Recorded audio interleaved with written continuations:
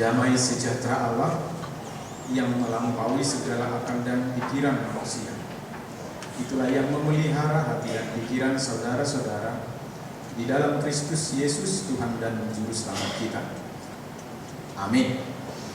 Oras mari kita. Bapak Ibu dan saudara-saudari, firman Tuhan bagi kita pada minggu ini tertulis dalam kitab Kejadian pasal 2 ayat 18 sampai ayatnya yang ke-24. Kitab yang pertama dalam Alkitab kita, Kejadian 2 ayat 18 sampai dengan ayat 24. Baiklah Bapak dan Ibu, saya akan bacakan bagi kita semua. Tuhan Allah berfirman, tidak baik kalau manusia itu seorang diri saja. Aku akan menjadikan penolong baginya yang sepadan dengan dia. Lalu Tuhan Allah membentuk dari tanah segala binatang hutan dan segala burung di udara. Dibawanya lah semuanya kepada manusia itu untuk melihat bagaimana ia menamainya. Dan seperti nama yang diberikan manusia itu kepada tiap-tiap makhluk yang hidup, demikianlah nanti nama makhluk itu. Manusia itu memberi nama kepada segala ternak, kepada burung-burung di udara, dan kepada segala binatang hutan. Tetapi baginya sendiri ia tidak menjumpai penolong yang sepadan dengan dia. Lalu Tuhan Allah membuat manusia itu tidur nyenyak. Ketika ia tidur, Tuhan Allah mengambil salah satu rusuk daripadanya, lalu menutup tempat itu dengan daging. Dan dari rusuk yang diambil Tuhan Allah dari manusia itu, dibangunnyalah seorang perempuan, lalu dibawanya kepada manusia itu. Lalu berkatalah manusia itu, inilah dia, tulang dari tulangku dan daging dari dagingku. Ia akan dinamai perempuan, sebab ia diambil dari laki-laki. Sebab itu seorang laki-laki akan meninggalkan ayahnya dan ibunya dan bersatu dengan istrinya, sehingga keduanya menjadi satu daging. Demikianlah firman Tuhan.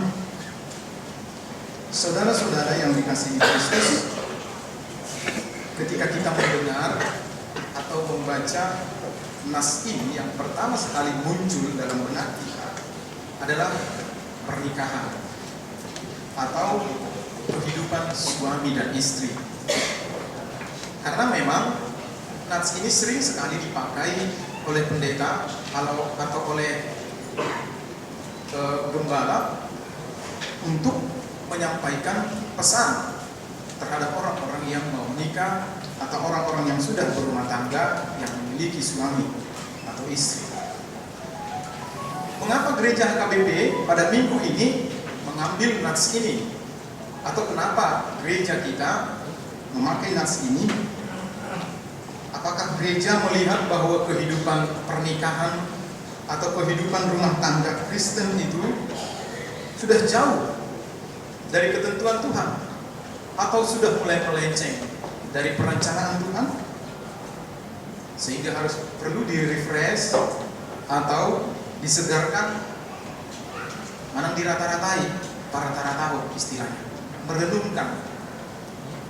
Atau justru sebaliknya, ini diambil atau firman ini diberitakan pada minggu ini justru untuk lebih memperkokoh pernikahan atau rumah tangga orang Kristen itu. Tapi amang dan inang, apapun itu, yang pasti firman Tuhan itu selalu relevan dan faktual dalam setiap zaman, setiap waktu. Dia tidak bisa dimakan oleh waktu. Itulah keistimewaan firman Tuhan. Jadi dia sepanjang masa dan setiap aspek kehidupan manusia, firman itu selalu bisa menjawab persoalan. Baik mereka yang sudah menikah, sudah berumah tangga, punya suami atau istri, maupun yang belum menikah, maupun yang telah ditinggalkan oleh pasangan hidupnya. Firman ini relevan bagi kita. Karena itu, mari kita lihat makna firman ini bukan untuk konsumsi orang yang sudah menikah atau suami atau istri, tetapi konsumsi sebagai manusia yang diciptakan oleh Tuhan memiliki derajat yang sama. Bapak, Ibu, dan saudara-saudari, karena itu marilah kita melihat dari perspektif lain.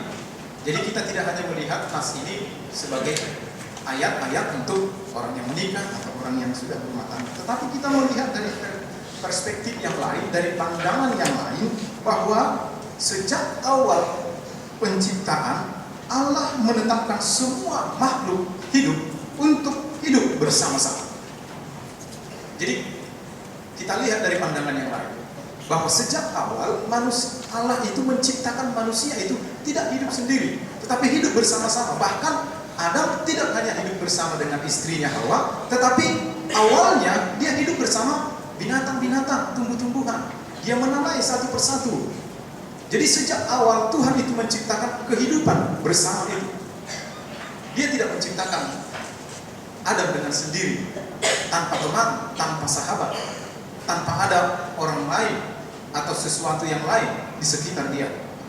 Jadi Allah menciptakan lengkap atau secara bersama-sama, tidak sendiri-sendiri. Bapak, Ibu, dan saudara-saudari, Allah juga melihat bahwa hidup sendiri itu tidaklah baik. Itu nanti yang akan kita lihat beberapa dari 3 pesan yang dari firman Tuhan ini. Karena itu marilah kita lihat bahwa Allah itu menciptakan bukan hanya Adam, tetapi menciptakan juga Hawa. Allah tidak menciptakan satu manusia, tetapi menciptakan 2 manusia. Walaupun pada awalnya hanya diinformasikan hanya Adam yang Tuhan ciptakan, tetapi Adam, Hawa juga Tuhan ciptakan. Hanya berbeda waktu, berbeda kesempatan. Tapi kita harus memfokuskan pikiran kita bahwa Tuhan itu tidak menciptakan satu manusia, tetapi menciptakan sepasang manusia, atau menciptakan 2 manusia yang hidup bersama-sama. Dalam arti bahwa manusia itu memang sejak awal diciptakan bersama-sama, saling menolong, saling melengkapi, dan saling memperhatikan. Karena itu Amam dan Ina, ada 3 hal yang perlu kita ambil dari nats khotbah ini. Yang pertama, tidak baik kalau kita hidup seorang diri saja. Ini pesan yang pertama. Tidak baik kita hidup sendiri, harus ada orang lain. Allah berfirman, tidak baik kalau manusia itu seorang diri saja. Ini firman Tuhan. Ini bukan ucapan siapa-siapa, ini bukan ucapan nabi, rasul, tapi Tuhan berfirman, tidak baik kalau manusia itu seorang diri saja. Kita mau melihat Amang dan Inam, firman ini disampaikan oleh Allah bukan dalam konsep pernikahan. Walaupun sering ayat ini dipakai untuk pernikahan. Tapi kalau kita teliti, kita telaah firman ini sebenarnya itu disampaikan oleh Tuhan bukan dalam konsep pernikahan. Artinya Allah tidak mengatakan bahwa orang yang tidak menikah keadaannya tidak baik. Bukan itu yang Tuhan maksudkan. Bahwa orang yang hidup sendiri, tidak menikah, perempuan atau laki-laki yang tidak menikah, hidupnya tidak baik. Bukan itu yang mau disampaikan.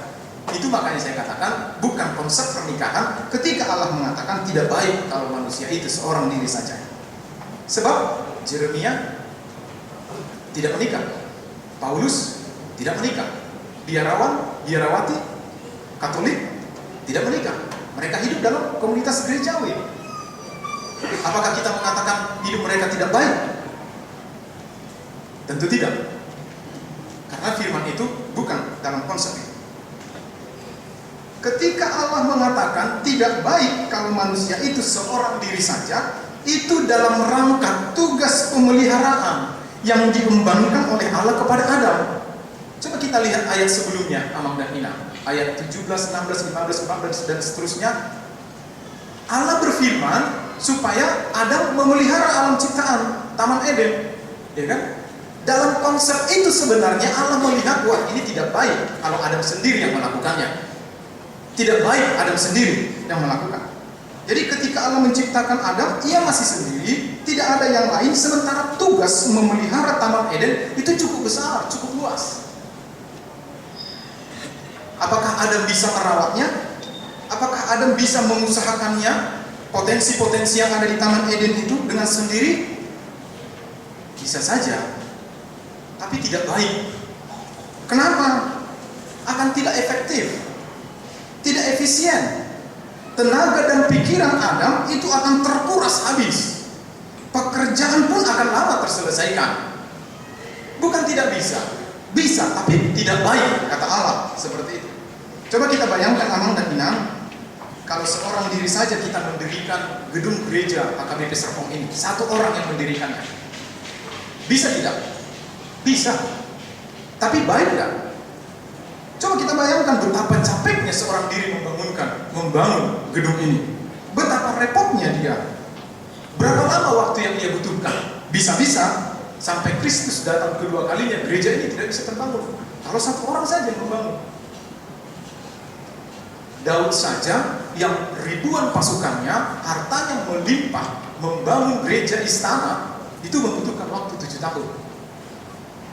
Padahal tidak ada yang kurang. Biaya lengkap, pasukan, para tukang lengkap. Artinya seorang diri saja itu tidak baik.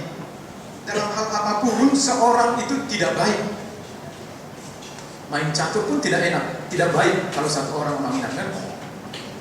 Tabu udah bercatur sahalak, alai boy udah bercatur sahalak, boy mulong mar komputer. Alai dah tabu, orang ibu mau kata salah ini kan. Jadi ada marhata-bata majo, awal mengingat, ada kan game yang bisa kita bermain dengan komputer. Kemudian ada permainan game catur. Jadi molos salah mengalahkan asing dua kata mana? Molos kita bercatur dongata dua halap kita. Molos salah kepada lakukan catur tai, bah, ibu hado lakukan catur nilai. Salah duit, itu kan? Tapi kalau game itu yang kalau kita bermain dengan game, dengan komputer, ketika kita salah menjalankan catur, apa yang dikatakannya? Bego lu, itu ini kan? Jadi tidak baik kalau kita bermain sendiri atau tidak baik hidup sendiri. Jadi artinya manusia itu selalu membutuhkan dan bergantung pada partnernya, orang lain. Dan memang sejak awal itu sudah dirancang oleh Allah mulai dari penciptaan. Pemazmur Daud juga mengakui, sungguh alangkah baiknya bila bersama-sama hidup rukun. Tidak ada orang yang satu orang hidup rukun. Kita tidak pernah sebut satu orang itu hidup rukun. Ketika mereka hidup berduaan, wah, rukun sekali hidup mereka. Tabunai ya teh halakina dua, kan? Buh tabunai par rumah tangga naside. Pernahkah kita mengatakan hidup dia rukun satu orang? Tidak. Ketika kita bersama-sama, maka di sana ada kerukunan. Kata kuncinya bersama-sama. Tidak ada orang yang hidup sendiri-sendiri disebut hidup rukun. Bersama-sama, maka terjadilah kerukunan dan kegembiraan. Bahkan secara naluri pun, kalau Tuhan bertanya kepada kita Amang dan Inang, mau sendiri masuk ke surga atau ikut istri, ikut suami, atau ikut anak-anak ke surga? Jawabannya apa? Pasti kita tidak akan memilih hidup sendiri. Memilih sendiri, kalau apa Tuhan masuk ke surga? Pasti kita akan boleh Tuhan, kalau boleh biarlah kami sekeluarga masuk ke surga. Tapi kalau ada orang yang mengatakan kalau apa tahu Tuhan itu surga, lupa keluarga kilisi. Lah sebelum orang dituhani kan, mau ngarani Tuhan itu kan, nggak super dulu untuk keluarga. Artinya ini juga mau mengatakan, naluri kita juga mengatakan tidak enak hidup sendiri. Harus disuruh nong sorangi, nong tabui, tong dodang. Nomor hatakan mau olah salah taruh ikut doh mana inata, doh mana anakta, doh mana anak kota. Nampi segian itu tu sungguh. Alai pakilala aku itu kan, makilala aku. Amang Inang yang pasti sendiri itu tidak enak. Sepi, lungun, hira terdiam nah buluan. Nah, dong-dongan, maka hata-hatai tidak ada, teman cerita juga tidak ada, teman curhat juga tidak ada, teman diskusi juga tidak ada, teman bertengkar dalam arti kutip juga tidak ada. Sehali-sehali martok karta bodoh, kurang baju itu. Sekali-sekali, coba kalau saya tanya, tunjuk tangan, pasti tidak ada keluarga yang tidak pernah bertengkar di rumah. Semua. Makanya Andar Ismail, pendeta Andar Ismail menulis sebuah buku renungan, Hidup Selamat Ribut Rukun. Karena dalam keluarga itu kalau tidak ribut rukun. Itu. Jadi dalam dosa dan salah, kalaupun terjadi percekcokan, pertengkaran di tengah-tengah rumah tangga, unang atau itor putus sidang tidak. Dan boyot itu. Biasa dia. Wala sutago si panganan berbedai, tuai mak parsogot. Kembula kau tujuan bidaina. Dama, musik tengah. Tidak. Jadi sehari-hari pun natokkan dalam arti kutip itu tengah namanya. Jadi harus ada yang lain. Karena ada yang lainlah maka timbul rasa rindu. Toh kenapa sampai sama ini pada pemuda-pemudi muncul rasa rindunya itu karena ada sesuatu, karena ada seseorang, ya kan? Tuhan lek nama itu kan selain orang tua. Apa sih yang dirindukan oleh seorang putri, seorang pria kalau bukan pacarnya? Mulai sudah mahalek nah, si dihalungut di mana? Siapa yang dia rindukan? Jadi ketika kita hidup bersama, hidup dengan orang lain, maka di sana pun akan muncul perasaan-perasaan yang lain. Rasa rindu, rasa kangen, rasa senang, rasa bahagia. Kalau hidup sendiri itu tidak muncul, mati, terpendam dia. Bapak Ibu dan saudara-saudari, tertawa pun akan indah bila sama-sama tertawa. Itu kan, kalau orang mekel kita itu indah. Tapi cobalah dulu, pada saat ibadah minggu seperti ini, tiba-tiba ada satu orang nyeletuk tertawa sendiri. Bukan ada pakilalata. Aneh, ya kan? Kita akan mencibir dia, ya, lalu hado, anak tani natang, nang marsai itu haroi. Itu kan? Gak bisa heran kok. Tetapi ketika kita sama-sama tertawa, wah, itu sesuatu yang indah. Tidak ada di sana yang aneh. Wajar. Kita sama-sama senang. Itu artinya sendiri itu tidak enak. Tertawa sendiri itu tidak enak. Tertawa 2 orang, 3 orang bersama-sama itu baru enak.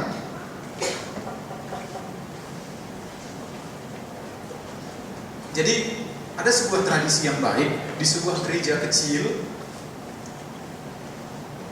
Tradisi pernikahan. Ketika ada jemaat yang menikah, pastor ini membuat ada tradisi. Sebelum mereka diberkati, maka sang pria, pengantin pria itu disuruh maju ke depan, mendekati sebuah tali, di mana tali ini adalah tali lonceng gereja. Semua lonceng taat. Jadi seorang pertama sekali yang dipanggil adalah calon pengantin pria. Dia berdiri, dia menarik tali. Ketika dia menarik tali ini sekuat-kuatnya, lonceng pun bergeming, tidak bergerak, tidak berbunyi, hanya bergoyang. Kalau goyang betul juga ada makulit. Dia menarik sekuat tenaga, berusaha sekuat tenaga. Lonceng itu hanya tetap bergoyang, tidak berbunyi. Kemudian sang pastor pun menyuruh calon mempelai perempuan, bantu, silakan bantu kalian berdua. Jangan biarkan dia sendiri, tapi berdua lah menarik. Ketika mereka berdua bersama-sama menarik sekuat tenaga dengan metode mereka masing-masing, dengan kiat teknik mereka masing-masing, maka lambat laun lonceng pun berbunyi, tang. Di sanalah sang pastor mengatakan mereka siap untuk diberkati. Apa yang mau kita lihat di sini, Amang dan Ina? Kalau kita melakukan sendiri, banyak yang tidak bisa kita lakukan. Tetapi ketika kita melakukan berdua, bersama-sama, maka banyak yang bisa kita lakukan. Dalam kehidupan rumah tangga juga seperti itu. Dan boy holang inaktai, dan boy holang kamatai, ikon rakyat. Ada potensi yang harus kita gali, Amang dan Ina. Ketika suami saja pun yang melakukan pekerjaan atau yang bertanggung jawab di rumah tangga, kita sudah menikmati hasil sukacita yang begitu baik. Bukan dua. Ini yang tidak disadari oleh keluarga-keluarga kita, keluarga Kristen. Ketika bersama-sama, maka akan banyak sekali potensi-potensi yang akan muncul membawa kenikmatan bagi keluarga kita bersama itu. Alai mau sahalat nado, maceotik guna buita ulang.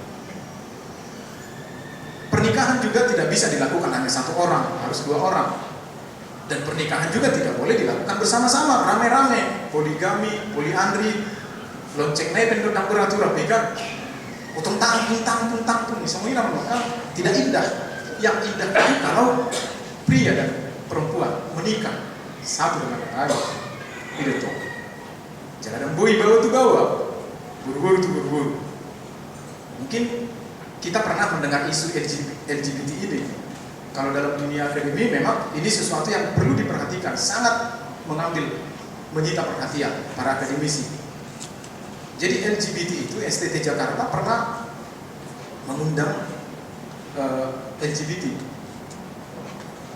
Bukan berarti jadi ada orang banyak yang salah menanggapi, memahami STT Jakarta yang menerima perkawinan sejenis katanya. Ternyata bukan itu.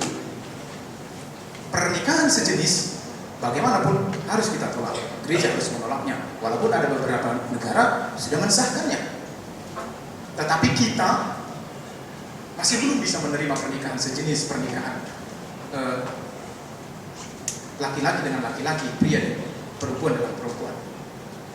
Tetapi apa yang dilakukan STT Jakarta adalah menghormati mereka yang memiliki perilaku seperti itu. Bukan pernikahannya yang diterima, tetapi ada orang yang memang karakternya, sikapnya seperti itu. Mereka tidak boleh didiskreditkan, tidak boleh diperlakukan secara diskriminasi. Mereka harus diterima secara pribadi, walaupun perilakunya seperti itu. Ada orang yang mengatakan, ikan perdu sadui, isi haruan nasu perdu sehidau. Ya kan? Yang tidak kita terima adalah pernikahan sejenis. Tetapi orang pribadi-pribadi yang berpotensi melakukan seperti itu harus kita terima dia dalam sebuah komunitas. Serupa di hidup kita kan? Orang yang kita katakanlah dulu amanginannya, orang yang normal seperti kita, gitu kan? Molusumanguli ibadah di pasu-pasu di gereja, itu kan harus di RPP kan? Sama halnya juga dengan mereka juga. Mulu kawin nasi sejenis, ya harus kita di RPP begitu. Amanginang dan saudara-saudari, karena itu kalau ada orang yang suka hidup sendiri, makan pun makan sendiri, bermain pun bermain sendiri, kecuali anak-anak, menikmati hartanya pun dengan sendiri, uangnya pun dinikmati sendiri, sukacitanya pun ia sendiri yang menikmati. Sesungguhnya orang seperti ini telah melanggar kodratnya sebagai orang yang hidup bersama. Karena hidup, namun dihitai, dan boleh kita menikmati ini. Ekodoh dohalang manasi.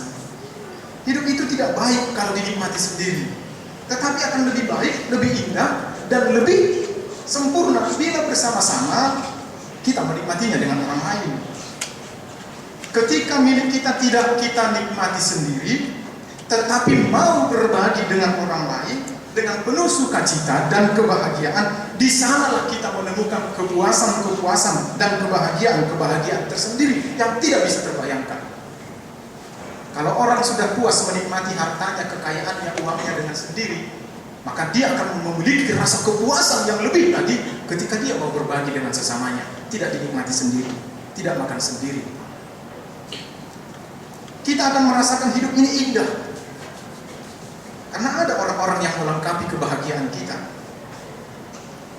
Kita ke gereja pun, memang dan kurang baik rasanya kalau hanya sendiri. Mula orang anak tayi lao, inat tayi lao, dan itu gihon anak kon, kadang itu gihon suami dan istrinya, itu juga kurang baik. Datang ke gereja, idealnya seperti itu. Itu kan, mula salah kalau hanya suami saja yang pergi ke gereja. Sementara istri ada di rumah, anak-anak ada di rumah, dan dia tidak peduli, itu kurang baik.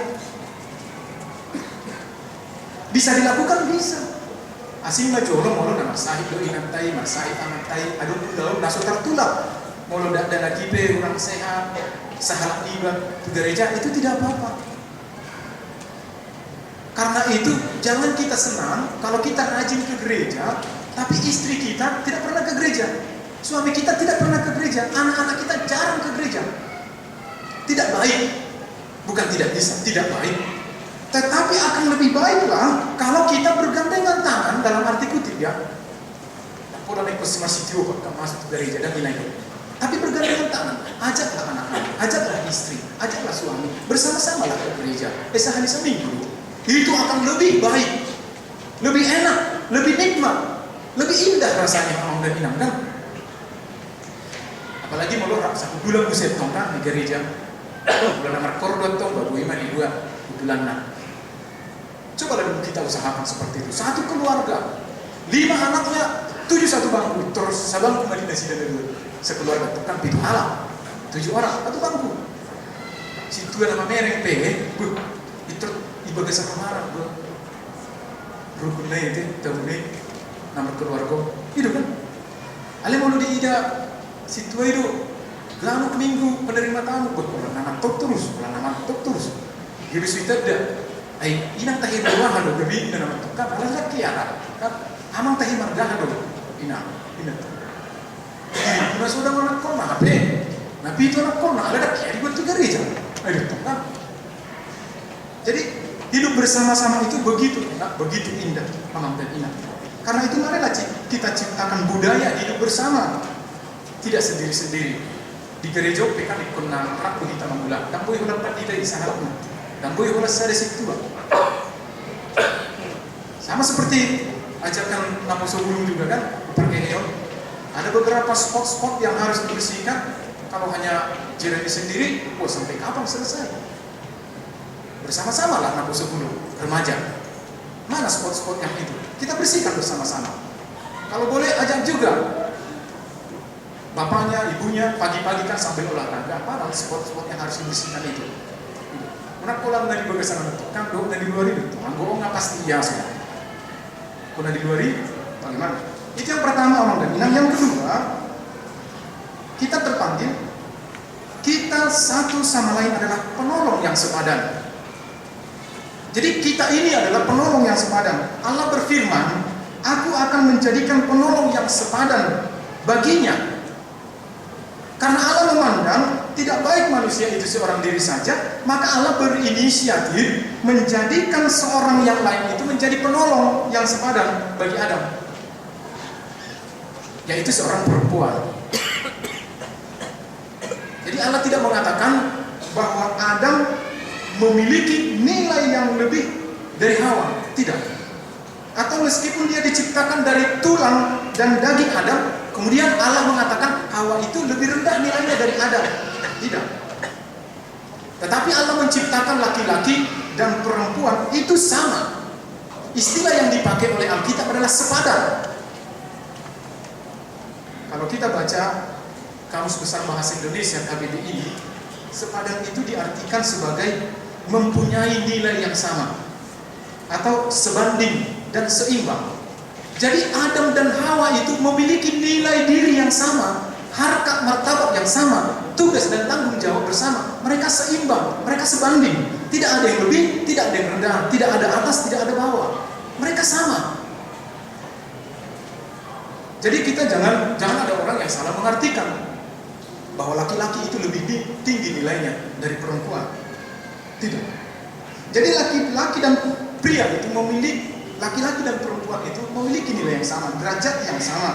Tidak ada istilah superioritas, inferioritas. Karena dari sisi penciptaan pun laki-laki dan perempuan punya bahan baku yang sama. Kalau kita pakai pun istilah bahan baku amangin aja.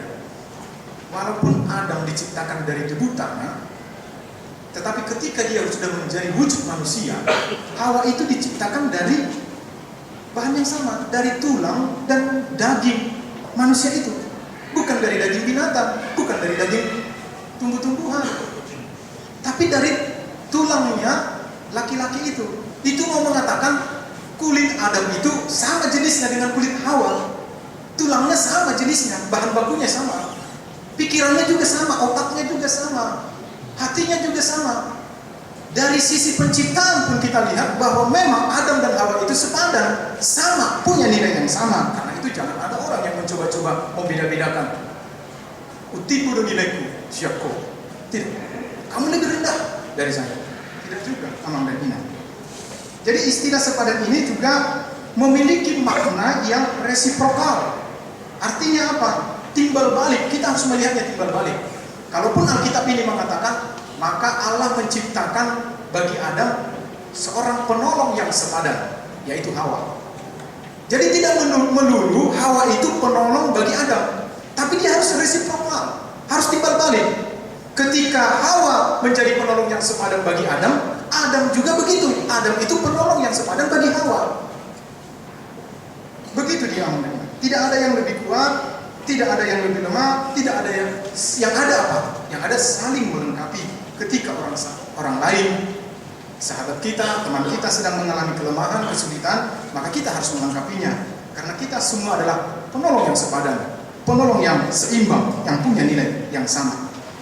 Karena itu mari kita mengutamakan kepentingan bersama, menghilangkan egoisme.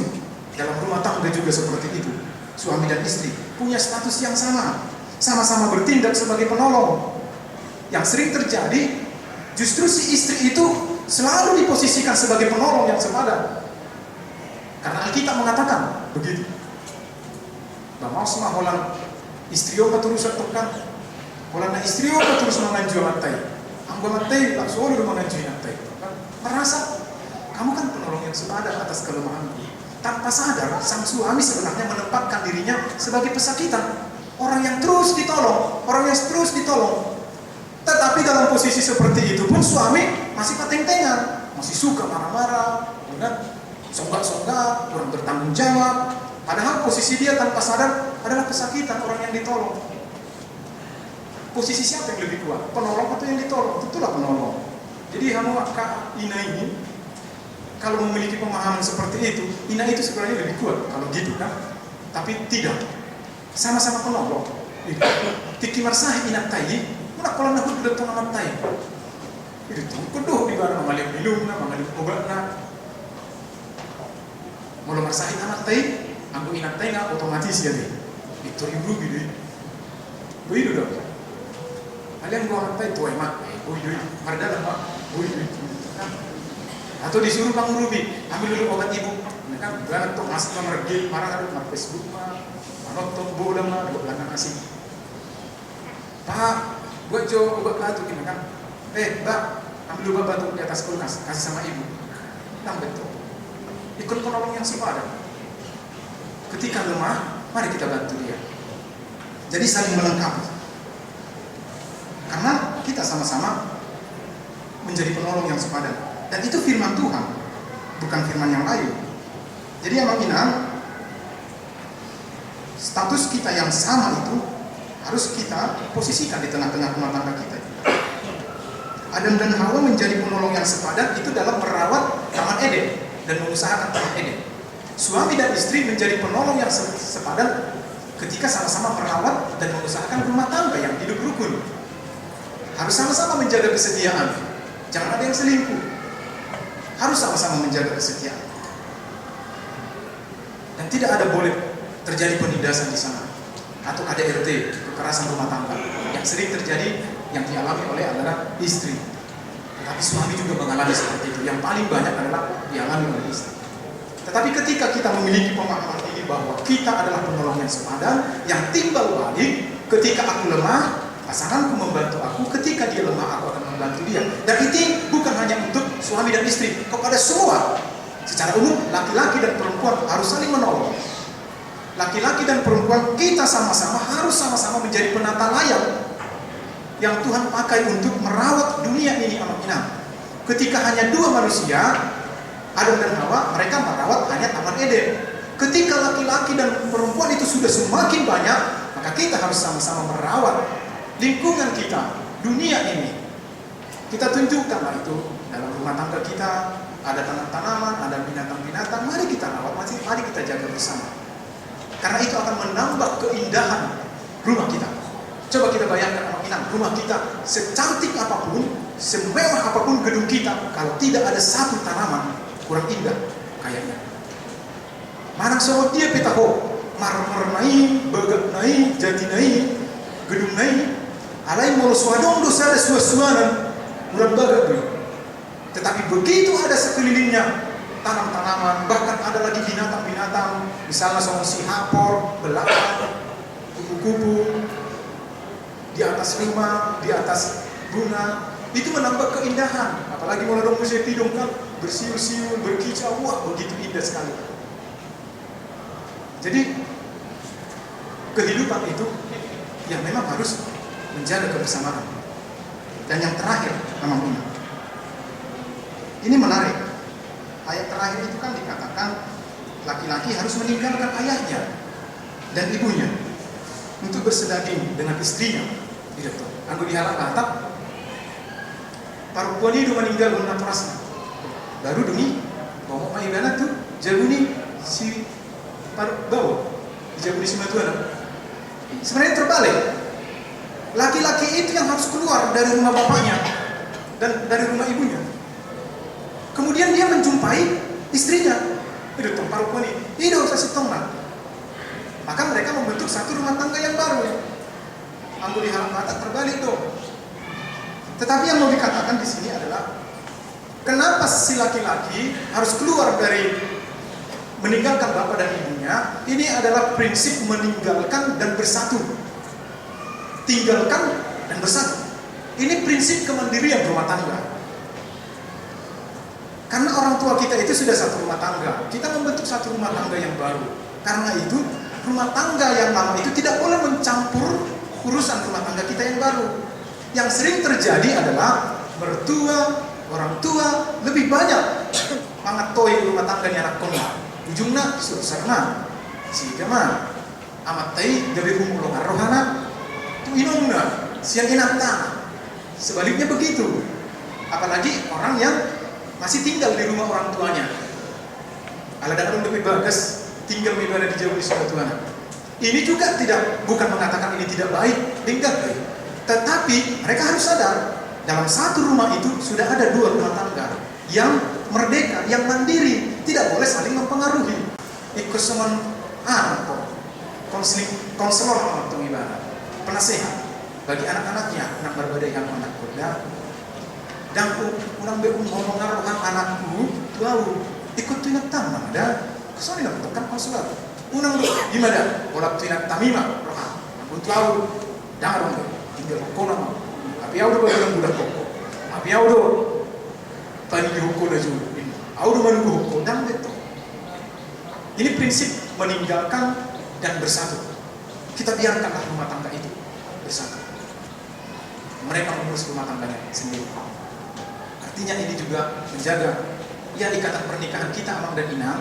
Marilah kita sama-sama bertanggung jawab dengan pernikahan kita, dengan orang-orang yang hendak menikah juga, dan semua kita, laki-laki dan perempuan, sama harkat dan martabatnya sepadan di hadapan Allah. Amin. Martang yang mahita. Terpujilah Engkau Tuhan, sebab Engkau masih memperkenankan kami menikmati berkat-Mu, karunia-Mu di pagi ini, di minggu ini. Siapakah kami ini Tuhan? Sehingga Engkau senantiasa setia menyertai kami, memperkenankan kami boleh duduk bersama-sama dengan saudara-saudara kami di tempat ini, di rumah-Mu ini. Engkau perkenankan kami memuji keagungan-Mu dengan segala kerendahan hati kami. Terima kasih Tuhan atas kemurahan-Mu yang besar itu. Jadikanlah kami menjadi pengikut-Mu, menjadi jemaat-Mu yang baik, yang setia, yang terus belajar dari pengajaran Tuhan, dari bahan ajar Tuhan, dari Alkitab, yang mengingatkan kami bahwa tidak baik kalau kami hidup sendiri-sendiri, tetapi Tuhan mengajak kami untuk boleh hidup bersama-sama dengan orang lain, hidup rukun, saling melengkapi. Engkau juga Tuhan mengajak kami bahwa kami adalah satu sama lain menjadi penolong yang sepadan. Jadi karakter kami, kodrat kami adalah sebagai penolong terhadap orang lain, bukan sebagai orang yang ditolong. Bapa di surga, Ajar juga kami Tuhan menjaga rumah tangga kami supaya mencerminkan pernikahan Kristen yang hidup setia sampai mati, yang menjaga kerukunan, yang menjaga kedamaian dan kebahagiaannya. Matikan Tuhan hasrat, keinginan untuk meninggalkan rumah tangga kami, untuk tidak setia kepada suami dan istri kami. Tetapi jagailah kami, pagarilah rumah tangga kami, agar menjadi rumah tangga Kristen yang berkenan dengan perintah Tuhan. Dengarlah doa kami, demi Kristus kami berdoa. Amin.